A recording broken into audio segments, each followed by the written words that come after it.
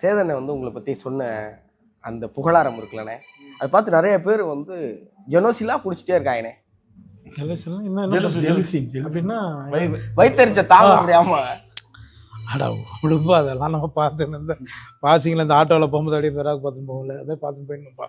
நம்ம எனக்கு அவரை பற்றி தெரியும், அவருக்கு என்னை பற்றி தெரியும், அதனால கண்டிப்பாக அது மிகைப்படுத்துனதும் இல்லை.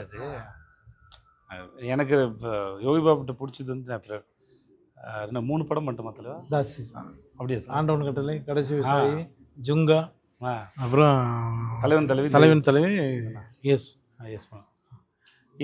இப்போ நான் வேறு ரஜினி சார் படம் பார்க்குறேன், இல்லை சிவாவோட படம், இல்லை வேறு விஜய் சாரோட.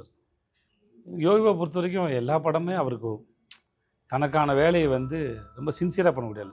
எப்படி அதை சொல்கிறேன்னா, ஒரு சீன் வந்தோடனே அதுக்கு என்னெல்லாம் பண்ணால் அந்த சீனை வந்து இன்னும் எலிவேட் ஆகுங்கிறத டப்பிங் முதற்கொண்டு அதை டெவலப் பண்ணுறதா இருக்கட்டும், இல்லை நாங்கள் செட்டுக்கு ஷூட்டுக்கு நடுவில் பேசும்போதும் சரி, ஏதாவது ஒன்று அது வந்து அது ப்ராக்ரெசிவாக இருக்கும். எதையா ஒன்று ஐடியா சொல்லி எதாவது ஒன்று பண்ணி சிரிச்சுட்டே இருப்பாப்புல. அப்புறம் தான் கூட இருக்க ஆளுங்க, பசங்க, என் கூட இருக்க பசங்க எல்லாரையும் சரி ஏதோ ஒரு ஃபார்மில் அந்த என்ன சொல்கிறது,